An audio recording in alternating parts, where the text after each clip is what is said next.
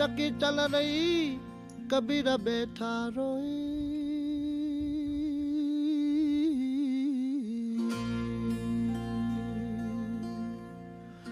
दोनों पुड़ के बीच में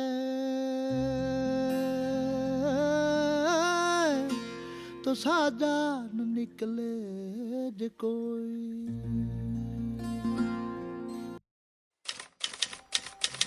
1949 यानी आज़ादी से 2 साल बाद जब भारत 200 साल की लूटपाट से उभरने की शुरुआत कर रहा था, भूखमरी और गरीबी उसके पांव की बेड़ियां बन रहे थे। नेहरू 3 मूर्ति भवन में शकरकंदी, बाजरा, मक्का और मूंगफली उगा रहे थे। शकरकंदी और बाजरे की तरफ उनकी ये नई एक्साइटमेंट का कारण बहुत सीरियस था। भारत में कार्बोहाइड्रेट्स की भारी कमी।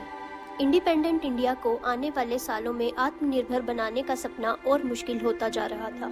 भारत का ये हाल नेहरू के लिए परेशानी का कारण बन चुका था।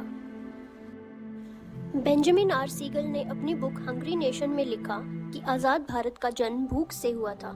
शुरुआत में ज़्यादातर पब्लिक पॉलिसीज भूखमरी दूर करने के लिए बनाई जा रही थी।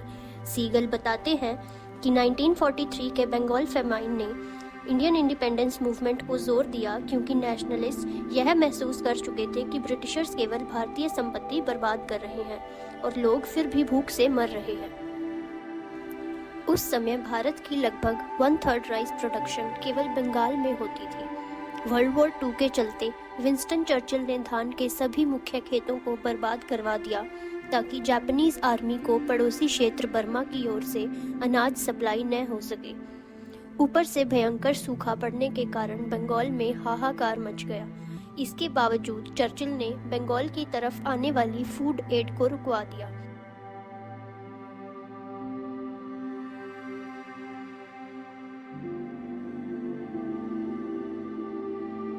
इसका परिणाम यह हुआ कि लगभग 30 लाख लोगों की भूख से तड़प तड़प कर मौत हो गई।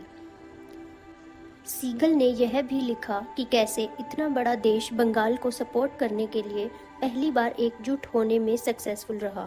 पहले अकाल की खबरों को दबाने के ब्रिटिशर्स के प्रयासों को फेल करके और फिर अकाल पीड़ितों को राहत पहुंचाकर। सितंबर 1946 में जब नेहरू गवर्नमेंट इंटरिम गवर्नमेंट के रूप में पावर में आई और राजेंद्र प्रसाद को फूड एंड एग्रीकल्चरल इंचार्ज बनाया गया तो इन्हें इस बात का अंदाज़ा था कि भूखमरी को हराना बहुत मुश्किल होगा। पार्टीशन के समय पंजाब का गेहूं उगाने वाला ज़्यादातर हिस्सा वेस्टर्न पाकिस्तान में मिल चुका था और चावल उगाने वाला बंगाली हिस्सा ईस्टर्न पाकिस्तान में। देश में रिफ्यूजीज दिन बर दिन बढ़ते जा रहे थे। सीगल बताते हैं कैसे इंडियन रिप्रेजेंटेटिव्स दुनिया भर में अनाज की खोज करते हुए अपमानित हो रहे थे। विश्व वर्ल्ड वॉर 2 से उभरने में जुटा हुआ था।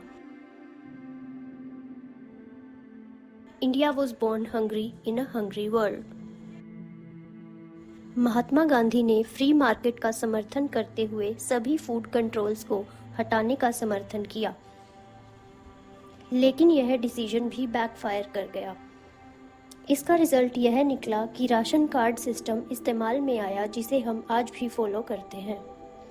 1960s के क्रॉप फेलियर से भारत को तगड़ा झटका लगा, जिससे उसे टेक्नोलॉजिकली ड्रिवन सॉल्यूशंस की ओर मजबूरन रुख करना पड़ा। इसका रिजल्ट था ग्रीन रेवोल्यूशन और भरपूर मात्रा में फूड प्रोडक्शन। लेकिन सीगल कहते हैं कि ये स्टोरी इतनी भी सिंपल नहीं थी। इसके पीछे फोर्ड फाउंडेशन द्वारा फंडेड कई प्रोग्राम्स थे जो बड़ी यूएस फार्म कॉरपोरेशंस की इच्छा के विरुद्ध कार्य कर रहे थे। दरअसल ग्रीन रेवोल्यूशन कोई ओवरनाइट सक्सेस स्टोरी नहीं बल्कि करोड़ों लोगों के अथक प्रयासों का नतीजा थी।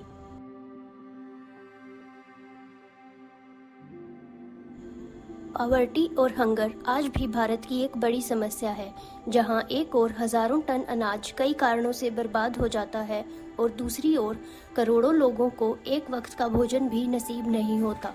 ऐसे में यह ज़रूरी है कि हम पीछे मुड़कर देखें कि हमने कितना लंबा सफ़र तय किया है यहाँ तक पहुँचने में। आज पुनः लोगों को बाजरा और शकरकंदी खाने के लिए एनकरेज किया जा रहा है, लेकिन कारण अलग हैं। आज हम काफ़ी हद तक सेल्फ सफिशिएंट हैं, लेकिन भूखमरी आज भी छोटी समस्या नहीं है।